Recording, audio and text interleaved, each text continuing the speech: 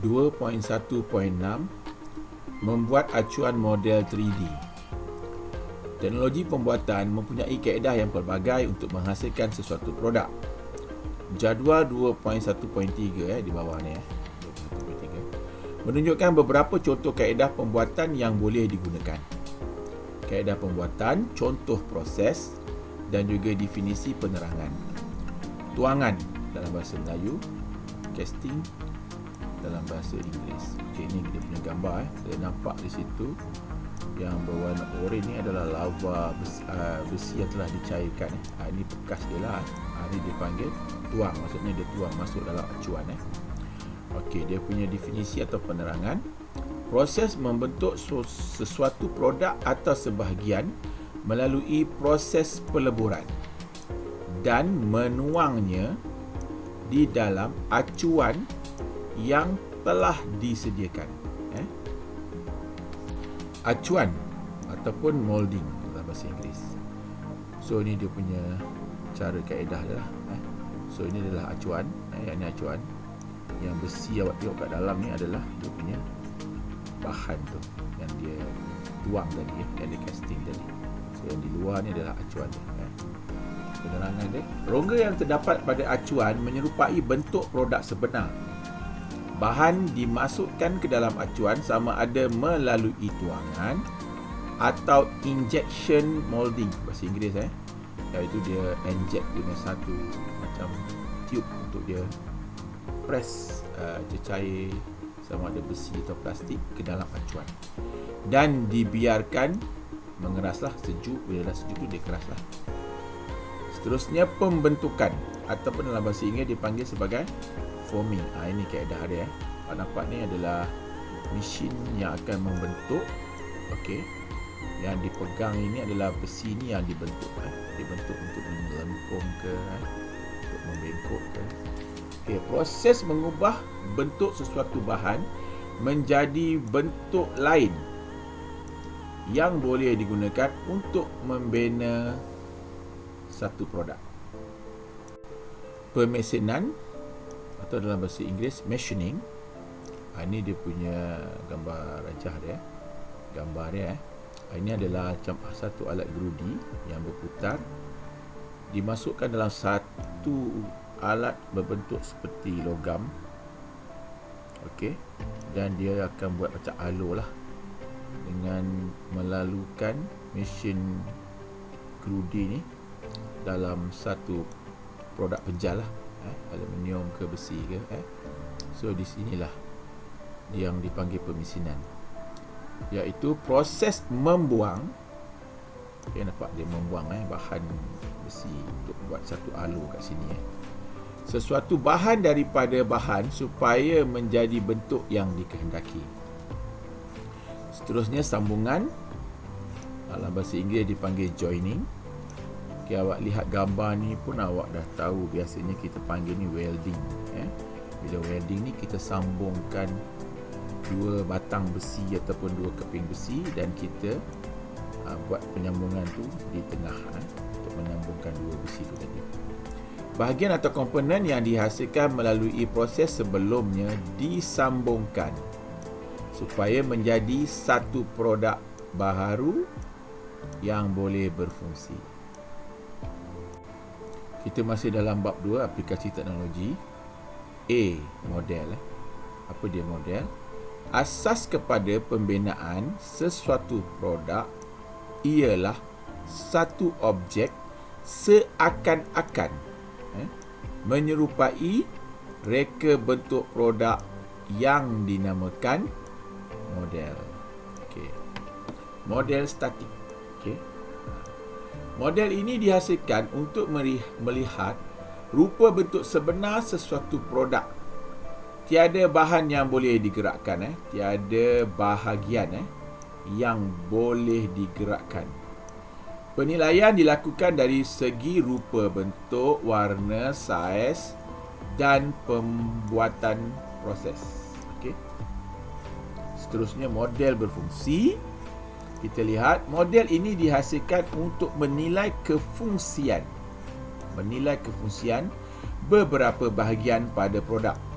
beberapa bahagian pada produk. Pereka bentuk juga dapat menilai kefungsian dari segi pergerakan, kesesuaian cantuman dan jenis bahan yang digunakan.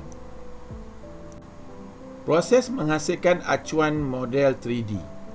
Proses menghasilkan komponen menggunakan kaedah tuangan dapat dilihat melalui carta proses yang ditunjukkan pada rajah 2.1.7 di bawah ni.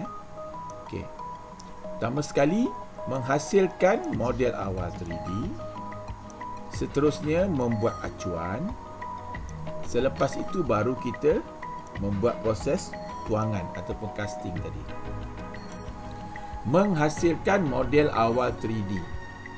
Model awal 3D bermaksud model awal yang digunakan untuk mendapatkan rupa bentuk luaran dalam proses membuat acuan.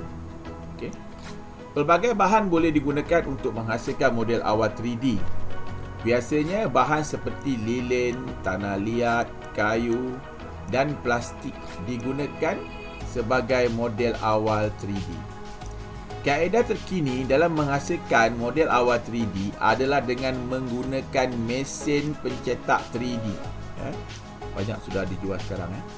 Kaedah ini lebih mudah dan model awal 3D yang dihasilkan lebih tepat serta mengambil masa yang lebih singkat. Okey, so kita boleh nampak di sini gambar foto 2.1.9 ni. Inilah contoh mesin pencetak 3D. Dia menggunakan bahan daripada material plastik di sini dan dicairkan, dipanaskan dan lalu terhasillah model 3D. Ini satu lagi contoh. Contoh model 3D. Membuat acuan. Acuan merupakan bekas tuangan sesuatu bahan yang hendak dibentuk. Bekas ini dibentuk dengan menggunakan bahan seperti pasir, tanah liat, plaster of Paris. Okey, ini dia plaster of Paris. Dia seolah-olah bertepung lah, dibancur bersama air. Selain itu, bahan seperti botol, kulit kerang, tanah liat, kayu, zinc dan simen boleh digunakan juga untuk menghasilkan acuan. Ini pasir lah, contoh pasir. Kaedah tuangan terbahagi kepada dua jenis, iaitu satu dipanggil sebagai tuangan panas dan satu lagi dipanggil sebagai tuangan sejuk. Tuangan panas ialah satu teknik tuangan yang menggunakan haba untuk mencairkan bahan tuangan.